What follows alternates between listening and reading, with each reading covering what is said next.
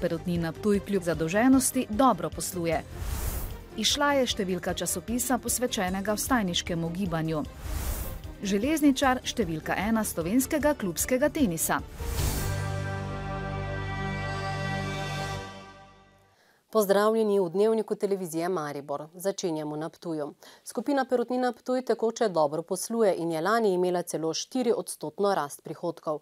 Podobne načrte imajo tudi za letos, a največje slovensko živilsko predelovalno podjetje pri nas bremeni huda zadolženost. Bankam je Perutnina dolžna kar 111 milijonov evrov. Pogovori o reprogramiranju bančnih posojil so sicer v teku, trdi vodstvo podjetja. Če bodo uspešni, bi lahko dolg že letos zmanjšali za 10 milijonov evrov. V prvih 11 mesecih leta 2013 je skupina Perutnina Ptuj ustvarila za 252 milijonov evrov prometa. Bankam so poplačali 5,2 milijona evrov obresti in 638 tisoč evrov glavnic. Mi z bankami delamo profesionalno, do bank pravzaprav poravnavamo vse obveznosti, ki so dogovorjene. Kljub slabitvam, tudi zaradi nadzorovane likvidacije Probanke, pa naj bi poslovno leto 2013 zaključili z dobičkom. Slabitev naložbe v Probanko, ki bo približno 1,9 milijonov, to bo seveda vplivalo na rezultat, ampak seveda pod črto pričakujemo rahlo črno številko. Na stanje družbe tako naj ne bi vplivala tudi vnovična prisilna poravnava največjega lastnika Merkurja. Prav v teh dneh pa po besedah vodstva Perutnine potekajo z bankami še zadnji dogovori o reprogramiranju kreditov. Pogovori profesionalno tečejo, nič posebnega se ne dogaja. Mi smo s strani bank že dobili usklajen njihov predlog reprograma, vendar se z vsemi določili nismo v celoti strinjali in pričakujemo, da bomo ta dejansko term sheet, kot ga bankirji radi imenujemo, tudi uskladili. V letu 2014 bo skupina poplačevala mesečno preko 400 tisoč evrov glavnic, do konca leta bi zadolženo zmanjšali za 10 milijonov, do leta 2017 pa za 40 milijonov. Perutnina je bankam predlagala tudi imenovanje prokurista, ki bi nadzoroval njeno poslovanje. Hkrati pa še vedno iščejo dokapitalizacijskega partnerja. Je pa tudi seveda B scenarij, tudi brez investitorja Perutnina svoje dolgove lahko servisira v normalnih razmerah in normalnih pogojih. Skupina Perutnina Ptuj sicer v letošnjem letu načrtuje 4% rast, vendar brez novih investicij in brez novih proizvodov. Skupina Nove kreditne banke Maribor je začela prodajati nepremičnine v lasti družbe KBM Leasing, KBM Invest in Nove KBM. Skupno ima v lasti preko 260 stanovanjskih in poslovnih enot ter zemljišč, prodajajo pa tiste, ki jih je skupina pridobila z nakupom v insolvenčnih postopkih ali tiste, ki jih zaradi spremenjene poslovne politike ne potrebujejo več. Namesto da bi nepremičnine ponudili na dražbi, so se odločili, da jih bodo 32 skušali prodati z zbiranjem nezavezujočih ponudb. Ljutomersko-ormoška vinska klet je kmetijski zadrugi Ormož dolžna več kot pol milijona evrov za grozdje letnika 2012. Vinska klet je poplačilo dolga obljubila že v lanskem decembru, a se to ni zgodilo. Vinogradniki zato napovedujejo opozorilni protestni shod v sredo 15. januarja. Vinogradnikom in vodstvu kmetijske zadruge Ormož zmanjkuje potrpljenja. Dolg vinske kleti Jeruzalem Ormož narašča. Namesto plačila pa je zadruga od kleti konec prejšnjega leta dobila pritožbo na izstavljen račun za grozdje lanske trgatve. Zadruga oziroma njeni člani namreč niso zagotovili pogodbenih količin grozdja. Rešitev bomo iskali, sedaj sicer išče za ta nastale manjko sredstev do vinogradnikov družba PNTF, vkolikor pa do tega sporočila ne pride, pa jaz danes težko napovedujem, kako bo zadeva tekla naprej. Klet je začela zamujati s plačili že sredi prejšnjega leta. Zadruga je najela kratkoročno posojilo, da je pomagala svojim članom. Ker so se tako dodobra izčrpali, je zadruga od jeseni v postopku pripojitve s ptujsko kmetijsko zadrugo. Moramo, vsaj vinogradniki tako od vodstva zadruge zahteva, to zadevo uskladiti, urediti in jo zaključiti. Vodstvo največje vinske kleti v Podravju se je odločilo, da dokler ne izpolni obveznosti do kmetijske zadruge Ormož in vinogradnikov, ne bo dajalo izjav.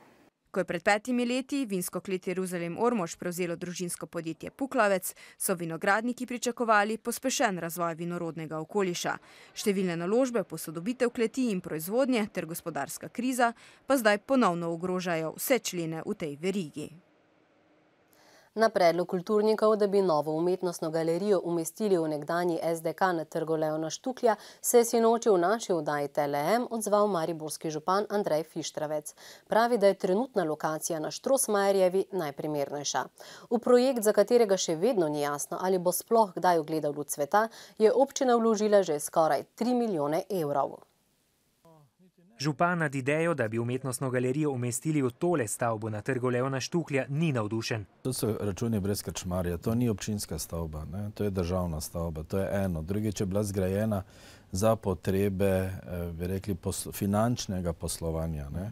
In enostavno ne more vsakdo v Mariboru, ki hoče nekaj investirati, razpolagati z nečim, kar ni občinsko. Najboljša lokacija je na Štrosmajerjevi, vztraja. Za ta namen je bila že odkupljena večina stanovanj v okolici objekta. Sklicevanje na stroge pogoje varstva kulturne dediščine pa, da je pretirano, češ da gre za skupni izziv, za katerega obstajajo tudi rešitve. In vsem je jasno takoj, ko pogleda te prostore, oziroma se tisti del, kam naj bi se širili, da na tej lokaciji po takimi pogoji ni mogoče izvesti galerije oziroma muzeja za sodobno in moderno umetnost. Na Mestni občini Maribor smo naročili prostorsko preverbo obstoječe lokacije in njene rezultate še čakamo. Prav ta mesec jih pričakujemo in se bomo sestali tudi s projektanti, tako da vidimo, kako naprej. Občina je doslej v projekt, za katerega še vedno ni jasno, ali bo sploh ugledal luč, vložila že skoraj 3 milijone evrov. Odbor za novo UGM bo zato nadaljeval s pozivanjem občinskih veljakov k čimprejšnjemu ukrepanju. Prvo v nizu akcij naj bi speljali že jutri. Mariborsko tržnico pa bodo po številnih zapletih prihodnji teden končno le začasno pokrili šotorom. Hkrati s postavitvijo šotora bodo v poslovnih prostorih tržnice izvedli še hidroizolacijsko sanacijo. Zaradi slabo narejenih zemeljskih gradbenih del namreč ob dežju zamaka v poslovne prostore. Šotor pa naj bi branjevke pred dežjem in mrazom ščitil do konca marca. Občino bo postavitev stala dobrih 16 000 evrov. Šotor bo pa v dimenziji približno 35x20 metrov. To je, bi rekel, začasna rešitev. Upamo, da vsaj to sezono nekako ustrezno rešimo.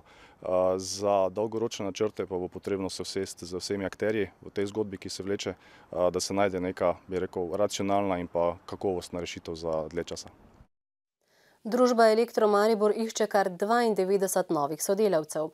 Gre sicer le za začasno zaposlitev od aprila do novembra, a vse je bolje kot nič. Zdaj pa poglejmo, kaj se je danes dogajalo na domačem političnem parketu. Predsednica vlade Alenka Bratušek se je v boju proti korupciji in gospodarskemu kriminalu pogovarjala s pristojnima ministroma, predstavniki policije in Nacionalnega preiskovalnega urada, predsednikom protikorupcijske komisije ter z generalnim državnim tožilcem in višjim državnim tožilcem specializiranega državnega tožilstva. Kriminalisti so pred preiskovalnega sodnika privedli osumljenca, ki sta bila med včerajšnjo policijsko akcijo pridržana zaradi suma oškodovanja cestnega podjetja Ljubljana in njegovih 2 hčerinskih družb. Po neuradnih podatkih je eden od njiju nekdanji večinski lastnik cestnega podjetja Ljubljana Ranko Mimović. Pridržana sta osumljena zlorabe položaja, pranja denarja in goljufij. Povzročila naj bi bila za okoli 10 milijonov evrov škode. Že drugič je spodletel poskus, da bi predsedniku SDS-a Janezu Janši vročili vabilo na sodišče v zvezi z zasebno tožbo, ki jo je proti Janši vložil nekdanji svetovalec predsednika države Danila Türka za gospodarska vprašanja Franci Perčič. Tako je bila obravnava spet odpovedana. Perčič toži Janšo zaradi domnevno žaljive obdolžitve, da je sodeloval z Udbo. Na sodišče ni bilo niti Perčiča, ker je bil službeno zadržan. Opozicijski poslanci Nove Slovenije in Ljudske stranke bodo ob pomoči državnega sveta vložili že 3. pobudo za ustavno presojo zakona o davku na nepremičnine. Po njihovem mnenju je v neskladju z ustavo več kot 12 členov tega zakona, zato bodo ustavnemu sodišču predlagali, da njihovo zahtevo obravnava prednostno in da začasno zadrži izvajanje zakona. V Zvezi svobodnih sindikatov so opozorili, da bi morali spremeniti sporazum med Slovenijo in Bosno in Hercegovino o zaposlovanju delavcev iz te države pri nas in jim zagotoviti enakopraven položaj. Sporazum velja dobro leto, v njem pa med drugim piše, da se mora delavec migrant, ki ga delodajalec ne plačuje in zato delavec prekine delovno razmerje, vrniti v domovino. Proizvajalci zdravil po uvedbi 2 novih terapevtskih skupin zdravil za zniževanje krvnega tlaka in zniževanje holesterola v krvi nenehno znižujejo cene zdravil, pravijo na Zavodu za zdravstveno zavarovanje. S tem pa zmanjšujejo tudi morebitna doplačila bolnikov za ta zdravila. Zdaj pa na Goričko. Tam v vasi Nuskova stoji pravcata miniaturna vas, polna maket starih hiš. Hišice nazorno prikazujejo tamkajšnjo arhitekturno dediščino, ki bi jo na ta način radi iztrgali pozabi. Mojster Bertalanic se je nad izdelovanjem hišic v malem navdušil pred leti. Nekoč je v tujini kot zidar že obnavljal stare hiše. Danes jih, večkrat pomanjšane, izdeluje. Da bi ostalo nekaj v nekšnem, kot ena zgodovinske stvari, katere so izumrle, katerih ni več. Svojim malim objektom se posveča z izredno natančnostjo, z materiali, kot so v originalu. Če delam tako, da mora to isto biti, kot je dejansko objekt na samem mestu. Takšna je tudi kašča, ki jo dokončuje, prava pa stoji le streljaje od njegove hiše. Do sedaj pravi je izdelal kakšnih 25 hišic, nekaj jih je podaril, večina jih stoji kar na domačem vrtu. Takih, kot so nekoč krasile podobo okoliških vasi. Zdaj pa več ni in to sem zdaj jaz poskušam doma na svoji parceli to še enkrat prikazati. In katera je v tej mali vasici njemu najbolj všeč? Ja, še vedno je taka, pri kateri stojim, ker je tudi prva, pa vsak, kdo pride, pri tej ostane pa se slika tu. Na njegovem vrtu je tako vsako leto več obiskovalcev od blizu in daleč, tudi takšnih, ki se ob hiškah spomnijo svoje mladosti. In zato mojster Bertalanic pravi, da bo še gradil svojo vas. Pri študentski založbi pa je izšla vstajniška številka časopisa za kritiko znanosti z naslovom Nesimo jih ven, premisleki vstajništva. Številka je posvečena slovenskim vstajam v zimi 2012 in 2013. Želja avtorjev je predvsem preprečiti pozabo vstajniških idej. Med avtorji prispevkov je tudi 22-letna Nina iz Maribora, bodoča politologinja in vstajnica na protestih. Kot dejavno članico jo zanima predvsem fenomen vstajniških gibanj. Nasilje, ne nasilje, stranka, ne stranka, nadaljevati na vstajah ali se v bistvu organizirati na neko politično skupino. S temi vprašanji sem se ukvarjala skozi v bistvu prizmo nekih družbenih gibanj, ki so že precej uveljavljena v svetu. K razpravi o nastajajočih prispevkih so prek družbenega omrežja Facebook pozivali tudi širšo javnost. Želeli smo dati forum, v katerem lahko iščemo skupen jezik vstajniškega gibanja, kajti te vstaje so izrazito pluralne, mnogotere. In tisto, kar rabimo, je nov način razpravljanja. Avtorice in avtorji so vstajnice, protestniki, kritični pisci, torej ljudje, ki so bili vpeti v demonstracije, v vstaje, v proteste in ki imajo, bom rekla, po eni strani osebne izkušnje.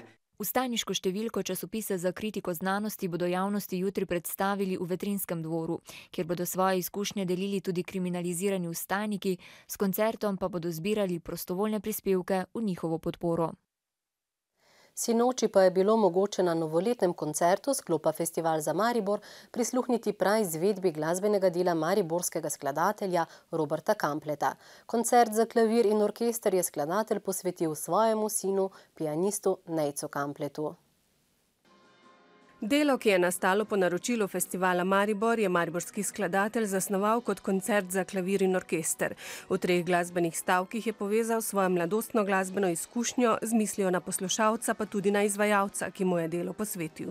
V tem prvem stavku gre za, tako sem rekel, iz tistega začetka kvarta v tercu, potem prehod skozi različna stilna malo obdobja, malo romantika, potem pa prehod celo do džezovske glasbe, so tudi modalnost vključena. Nejc Kamplet, 16-letni pianist, je prejel že številne najvišje nagrade na klavirskih tekmovanjih po Evropi in doma.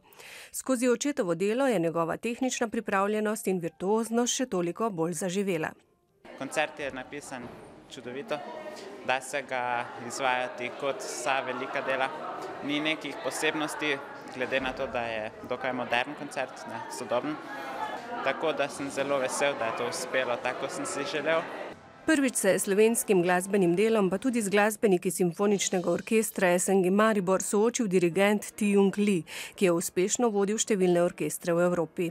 I was really happy with these orchestra musicians because they are really open and very positive. This is contemporary music, but as you see, the many audience could hear that and experience that this music sounds very popular and somewhat very modern, very romantic, some places very classical, kind of a combination of all kinds of music.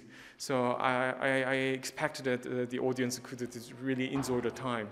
S sinočnim koncertom je festival Maribor zaključil preteklo in že napovedal novo sezono koncertov, med katerimi imajo posebno mesto koncerti sklopa Festival za Maribor, namenjeni promociji klasične glasbe med različnimi socialnimi skupinami poslušalcev. Sledi šport, natančneje tenis. Nekateri naši teniški igralci v teh dneh že nastopajo v kvalifikacijah odprtega prvenstva Avstralije. Tam bo prvič nastopila tudi Tadeja Majerič, članica mariborskega teniškega kluba Železničar, za katerim je izjemno uspešno leto. Njegovi teniški igralci pa niso bili najboljši le lani.